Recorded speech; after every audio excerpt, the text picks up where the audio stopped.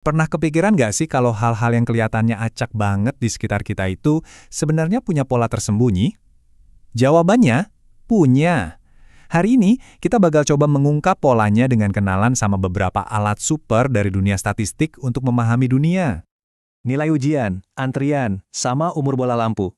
Sekilas kayaknya nggak ada nyambung-nyambungnya ya. Tapi percaya deh, ketiganya itu dihubungkan oleh sebuah pola yang universal. Nah, pertanyaan ini nih yang jadi kunci petualangan kita hari ini. Oke, sebelum lanjut, kita perlu bedain dulu dua dunia data.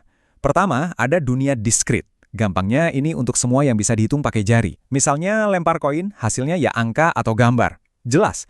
Terus lawannya adalah dunia kontinu. Ini untuk hal-hal yang kita ukur, yang nilainya bisa macam-macam banget, kayak waktu atau tinggi badan. Nah, di dunia kontinu inilah ceritanya jadi seru. Kan nggak mungkin kita daftarin satu persatu semua kemungkinan tinggi badan manusia, ya kan? Makanya kita pakai yang namanya kurva. Peluang terjadinya sesuatu itu digambarkan sama luas area di bawah kurva itu. Konsep ini penting banget, jadi coba ingat-ingat ya, ini dasar dari semua yang bakal kita bahas. Oke, siap.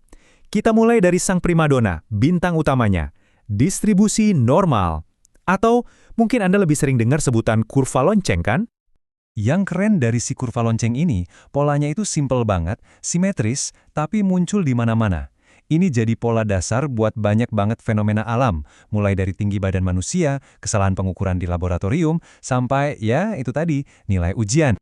Biar lebih kebayang, kita pakai contoh nyata aja ya. Anggap ada ujian di sebuah kelas. Nilainya itu menyebar secara normal. Dengan nilai rata-ratanya 70, dan sebaran nilainya atau simpangan bakunya itu 10. Terus gimana cara pakainya? Misalkan nilai Anda 85. Nah, dengan rumus sederhana, kita bisa lihat posisi nilai Anda itu di mana sih di kurva lonceng tadi, dan hasilnya? Ternyata nilai Anda lebih baik dari 93,32% siswa lainnya di kelas. Keren kan? Inilah hebatnya distribusi normal. Angka 85 yang tadinya biasa aja, jadi punya makna yang lebih dalam. Oke, dari nilai ujian, sekarang kita pindah ke sesuatu yang kita semua pasti pernah alamin. Nunggu. Yuk kenalan sama anggota keluarga berikutnya, distribusi eksponensial. Tugas distribusi ini simple tapi penting banget, ngukur waktu antar kejadian. Jadi dia bantu kita jawab pertanyaan kayak, kira-kira berapa lama lagi ya pelanggan berikutnya datang? Atau ini komponen elektronik bakal tahan berapa lama lagi sebelum rusak? Sangat praktis. Contoh lagi ya, bayangin ada toko. Rata-rata ada pelanggan datang setiap 4 menit.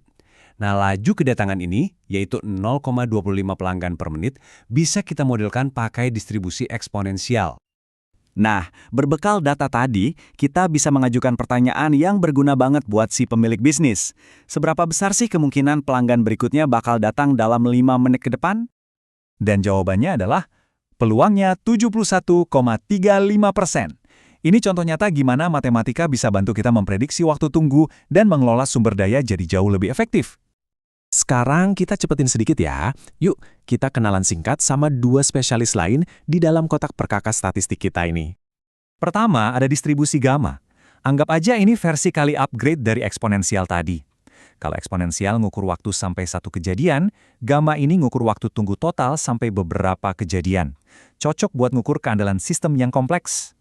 Terus ada distribusi uniform. Ini yang paling sederhana dari semuanya. Di sini, setiap hasil punya kemungkinan yang sama persis, kayak komputer lagi ngacak angka aja. Jadi apa intinya? Intinya adalah kita harus tahu kapan harus pakai alat yang mana. Sama kayak di bengkel kan, nggak semua masalah bisa diselesaikan cuma pakai satu kunci. Setiap distribusi ini punya spesialisasinya masing-masing. Nah, tabel ini adalah rangkuman supernya. Anggap aja ini foto keluarga mereka. Kelihatan jelas kan? Si normal yang bentuknya lonceng itu buat nilai ujian. Si eksponensial buat waktu tunggu antar pelanggan. Gamma buat total waktu keandalan komponen. Dan uniform buat situasi di mana semuanya punya peluang yang sama. Lengkap. Dan inilah poin utamanya. Dengan memahami distribusi-distribusi ini, kita bisa mengubah sesuatu yang tadinya kelihatan acak dan gak beraturan jadi sebuah pola yang bisa diprediksi. Tujuannya bukan untuk menghilangkan ketidakpastian 100%, tapi untuk memahaminya, memberinya kerangka, dan membuat keputusan yang lebih baik. Jadi gimana?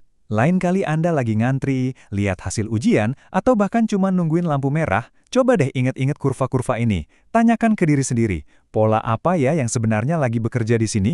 Dunia ini penuh dengan pola yang menarik, dan sekarang Anda punya beberapa alat untuk mulai melihatnya.